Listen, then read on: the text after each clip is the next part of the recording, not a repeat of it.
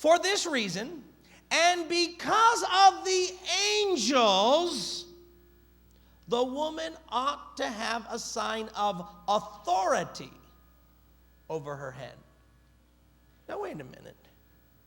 What does he mean because of the angels? What does the angels care whether or not a woman has a covering on her head? It has nothing to do with the covering. It has to do with the sign of authority. Now, back in the Corinthian province, it was a sign of respect for a woman to have a covering to show that she is married to another man and that she's taken. And that covering was a sign that he is my head. He is the one who's in charge in this family. And I respect my husband.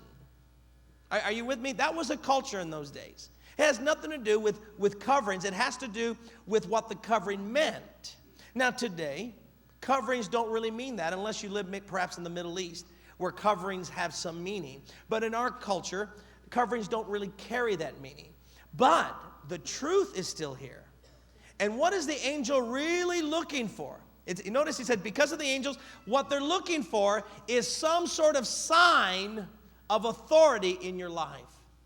They want to see that you are submitted to authority. Now, why is that significant for an angel? Well, angels are actually called authorities. You could read that in Ephesians chapter 6 and Ephesians chapter 3. Angels, one of the terms for angels are authorities. Why? Because one of the characteristics of angels is that they are submitted to authority. Just like we're created to reflect the image of God, to have dominion, angels are not created to have dominion. They're created to reflect authority. So the characteristic of an angel is they are submitted to authority. Now think about the original fall of Satan. Satan did not eat the forbidden fruit. Satan did not have sexual relations with another person. That wasn't Satan's sin. Satan, who was an angel, what was his sin? His sin was rebelling against authority. He did not like to submit to God. He wanted to be equal to God. And he didn't want to be underneath God. He didn't want any authority over him. So the original sin of the universe was the sin of Satan, who rebelled against authority. Now, God's angels, on the other hand, they kept their place of authority and respected God's authority. So now here's what I want you to see. It's God's angels. They are very attuned to authority. And when Michael saw Satan rebel against authority, what did Michael the archangel do? He kicked him out of heaven. He took him and threw him. In other words, the angels of God do not like anyone resisting authority. So when Paul's writing to the Corinthian church and says, look, it's in your culture that if a woman is respecting her husband, she wears a covering. That's a sign of respect and submission. He says, so she should wear that because of the angels. He says, angels watch that. And if he sees rebellion, he's not going to work in behalf of that woman. So how do we apply this today? Look, we don't have coverings to show that we're married, but you know what we do have? We have rings. Listen to me, ladies, gentlemen, if you're married, because of the angels, you should wear your wedding ring.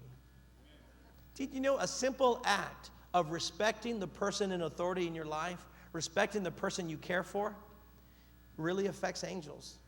Because they watch the people who respect authority. Conversely, when a person rejects authority, they rebel against that person. And see, that's why it is so important to respect authority. The first authority we have to respect is which authority?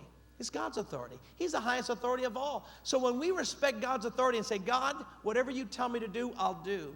I'll obey you. When you obey God, guess what angels do? They smile and say, there's a person submitted to authority that I will help.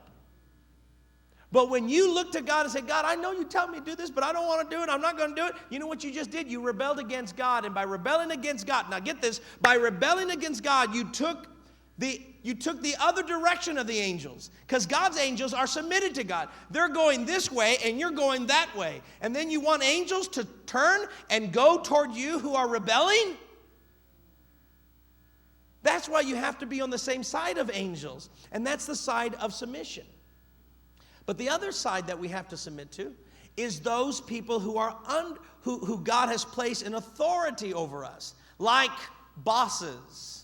There's a popular movie out there called Horrible Bosses. But I heard it's a popular movie. And one of the reasons is because people have a lot of, oh man, I have a mean boss, Pastor Pratt. My boss is horrible. Well, what are you going to do? If you start speaking bad about your boss and rebelling against your boss, angels see that. Thank you for that amen. I'm telling you the truth. Wives, you said I do, didn't you? Yeah, but my husband, he hasn't been nice to me.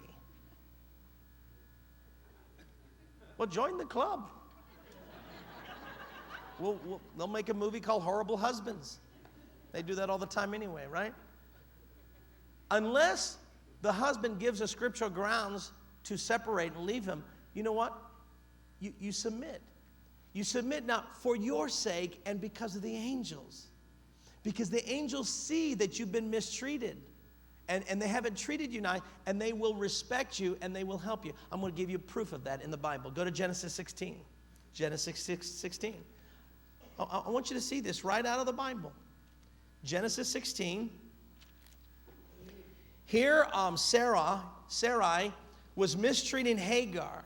Hagar was the surrogate mother.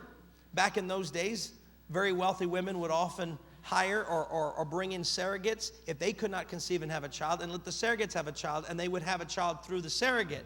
Well, Hagar was that surrogate. But Sarai began to be a bit jealous of the surrogate and started mistreating her. So here Hagar, who's pregnant, is really feeling like, man, here I am doing something for Sarai, and she doesn't appreciate what I'm doing. So you know what she does? She gets out, and in verse 5, she leaves. She doesn't verse 6, Sarah mistreats Hagar, and so she flees from her. She says, I'm through with this. I've had enough of this mistreatment. So she's gone. Now watch this, verse 7. The angel of the Lord, who? The angel. We're talking about angels, aren't we? The angel of the Lord found Hagar near a spring in the desert. It was the spring that is beside the road to Shur. And he said, Hagar, servant of Sarai. Oh, that must have hurt her. Reminding her of her obligation. Servant of Sarai, where have you come from and where are you going? I'm running away from my mistress Sarai, she answered. Then the angel of the Lord told her, go back to your mistress and submit to her.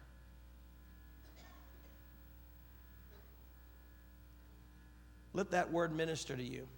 Because a lot of times we have bosses that we feel like mistreat us. They don't appreciate us.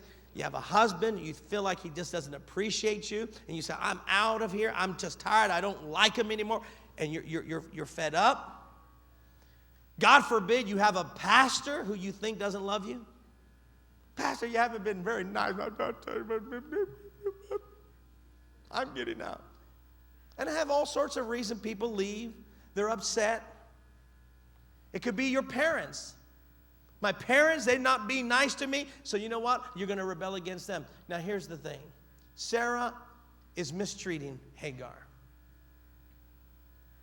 But the angel doesn't tell Hagar, you have every right to leave. He says, look, go back and submit to her. Why? Now watch what the angel says he's going to do. Verse 10, the angel added, I will so increase your descendants that they will be too numerous to count.